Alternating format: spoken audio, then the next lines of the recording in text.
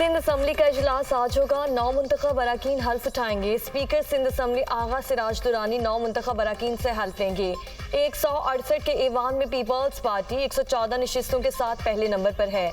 MQM को मखसूस नशिस्तें मिलने के बाद उसके अरकान की कुल तादाद 36 तक पहुँच गई। GDA के 3 और जमात इस्लामी का 1 कारकुन। सुन्नी इत्तेहाद काउंसिल के अरकान की तादाद 9 है।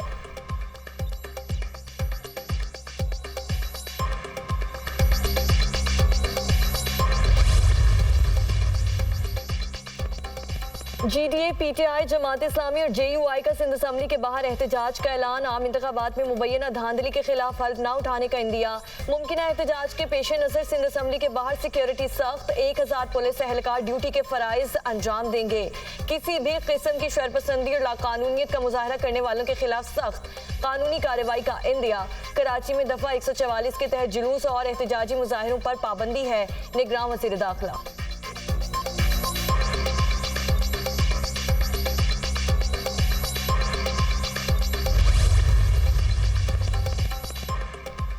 पीपल्स पार्टी ने सिंध असम्बली में कायदे ईवान स्पीकर और डिप्टी स्पीकर के नामों का ऐलान कर दिया। मुराद अली शाह एक बार फिर वज़ीर आला सिंध के उम्मीदवार होंगे। अवैस कादिर शाह स्पीकर और अक़लियती रुकन नवीद एंथनी डिप्टी स्पीकर के उम्मीदवार होंगे। बिलावल भुट्टो का पीपल्स पार्टी की पार्लियामेंटी पार्टी के इजलास से खिताब। कहा, हमने वफाकी हुकूमत से कोई वजारत मांगी, न वफाकी काबीना का हिस्सा होंगे। वफाक से सिर्फ एक चीज़ मांगी कि सैलाब ज़दगान का नुकसान पूरा किया जाए। मुराद अली शाह सैलाब ज़दगान के साथ साथ पानी के मसाइल को भी देखें।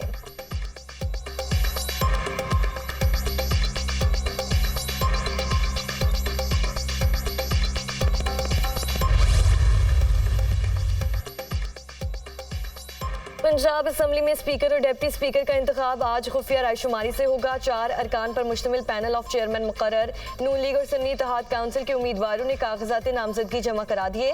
मुस्लिम लीग नून ने स्पीकर पंजाब असम्बली के लिए मलिक अहमद खान, जबकि सुन्नी इत्तेहाद काउंसिल ने अहमद खान के कागजात नामजदगी जमा करवाए। डिप्टी स्पीकर के लिए मुस्लिम लीग नून ने मलिक ज़हीर इकबाल और सुन्नी इत्तेहाद काउंसिल ने मोइन रियाज कुरैशी के कागजात जमा करवाए।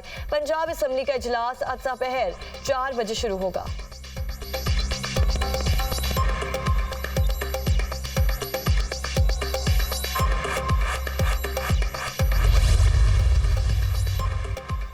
मुस्लिम लीग नून कौमी असम्बली में 84 जनरल नशिस्तों के साथ पाकिस्तान की सबसे बड़ी सियासी जमात बन गई। 19 खवातीन और 4 अक़लियती नशिस्तों के साथ नून लीग की 107 नशिस्तें हो गईं। सुन्नी इत्तेहाद काउंसिल 81 नशिस्तों के साथ दूसरे नंबर पर बराजमान। पीपल्स पार्टी कौमी असम्बली की 68 नशिस्तों के साथ तीसरे नंबर पर। पीपल्स पार्टी ने 54 जनरल, 12 खवातीन और 2 अक़लियती नशिस्तें हासिल की। MQM 22 नशिस्तों के साथ चौथी बड़ी पार्लिमानी जमात बन गई। MQM 17 जनरल और 4 खवातीन और 1 अक़लियती नशिस्त हासिल करने में कामयाब हुई। JUI 7, मुस्लिम लीग काफ 5 और इस्तेकाम पाकिस्तान पार्टी 4 सीटें हासिल कर सकी।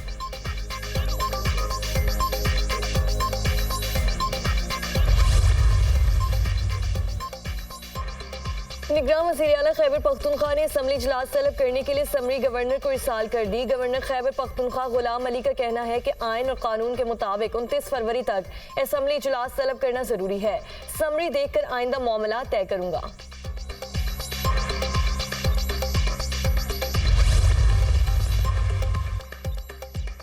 सदर नून लीग और नामजद वज़ीर आज़म शहबाज शरीफ से MQM वफ़द की मुलाकात। मुल्की सूरत हाल और सियासी ताउन के हवाले से उमूर पर तबादला ख्याल। शहबाज शरीफ ने कहा कि सबकी जिम्मेदारी है कि मिलकर मुल्क को मौशी खतरात से बचाएं। बलूचिस्तान अवामी पार्टी के वफ़द की भी शहबाज शरीफ से मुलाकात। हुकूमत साजी के लिए गैर मशरूत हिमायत का ऐलान कर दिया। बलूचिस्तान असम्बली के 9 मुंतखब लीगी अरकान की शहबाज शरीफ से मुलाकात। सूबे में इत्तेहादियों के साथ मखलूत हुकूमत के क़याम पर इत्तफाक। 9 मुंतखब अरकान की जानिब से गवर्नर के लिए शेख जाफर मंदुखेल का नाम पेश किया गया। स्पीकर और काबीना में वज़रा के नामों के लिए बाहमी मुशावरत भी की गई।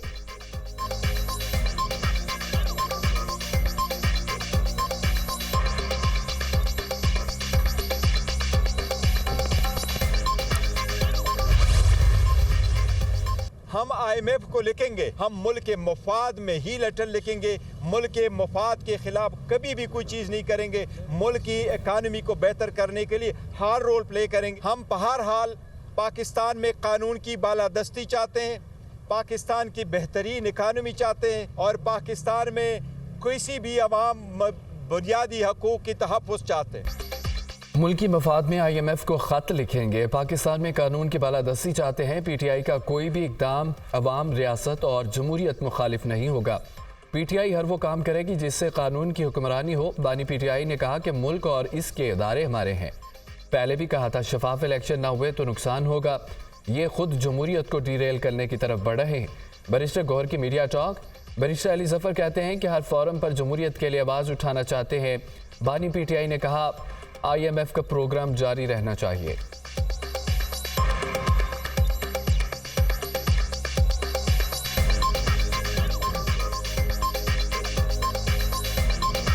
जहाँ तक PTI इमरान खान साहब का ताल्लुक़ है, उन्होंने कहा है कि IMF का प्रोग्राम जारी रहना चाहिए और वो पाकिस्तान की ज़रूरत है इकॉनमी को बेहतर करने के लिए, गवर्नेंस करने के लिए बेहतर और एक इस्तेकाम पैदा करने के लिए माशी इस्तेकाम वो अपनी जगह जारी रहे, लेकिन उसके साथ साथ जमहूरियत का भी एक तकाज़ा है। तेज़ हवाओं के बगोले ने इंडोनेशिया के मगरबी जजीरे जावा में तबाही मचा दी। सोमी डंग टोर्नेडो नामी बगोले की जद में आकर 116 घर तबाह, 33 अफराद जख्मी हो गए। 65 किलोमीटर फी घंटा की रफ्तार से चलने वाली हवाओं के बगोले को इंडोनेशिया की तारीख में तेज तरीन तूफान करार दिया गया।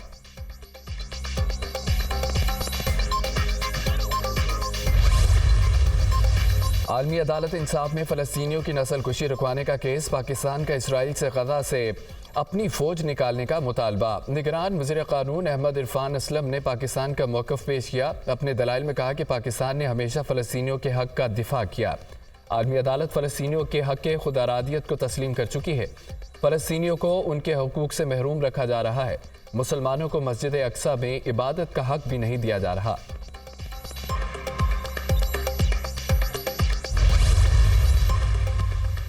अमेरिका का गजा में नई सहूनी बस्तियों के इसराइली ऐलान पर मायूसी का इजहार। वज़ीर ख़ारजा एंटोनी ब्लिंकन कहते हैं कि इसराइल के मगरबी किनारे में नई बस्तियां अमन की राह में बड़ी रुकावट हैं। नई बस्तियों की पॉलिसी बैनुल-अक़वामी क़वानीन से मुताबिकत नहीं रखती। ये आबादकारी इसराइल को मज़ीद कमज़ोर बनाएगी। अमरीकी वज़ीर ख़ारजा एंटोनी ब्लिंकन की अर्जेंटाइन में न्यूज़ कॉन्फ्रेंस।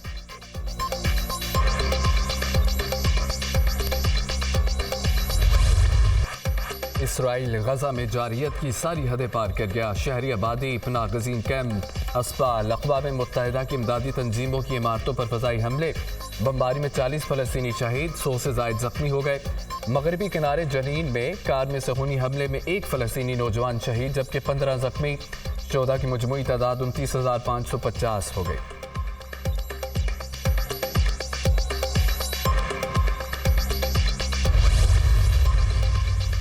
इसराइल 7 लाख फ़लस्तीनियों को भूख से मारने का जंगी हरबा इस्तेमाल कर रहा है। हमारे बच्चे और ख़वातीन की चीखों पुकार पर अक़वाम आलम की खामोशी लम्हा फ़िक्रिया है।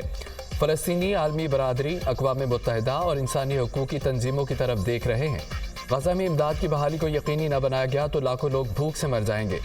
तर्जमान हमास उसामा हमदान की बेरूत में न्यूज़ कॉन्फ्रेंस। तुर्क सदर तैयब एर्दोगान का फ़लस्तीनी भाइयों के लिए तमाम तर वसाइल बरोए कार लाने का ऐलान। कहा तुर्किया फ़लस्तीनियों के कत्लेआम पर खामोश है, ना ही बेखबर। इसराइल को गजा में नाकामी का मुंह देखना पड़ेगा।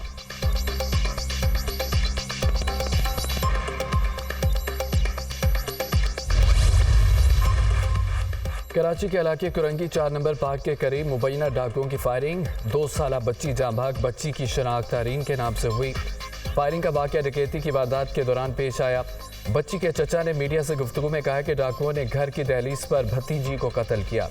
भाई जैसे ही घर पहुंचा उसे डाकुओं ने घेर लिया।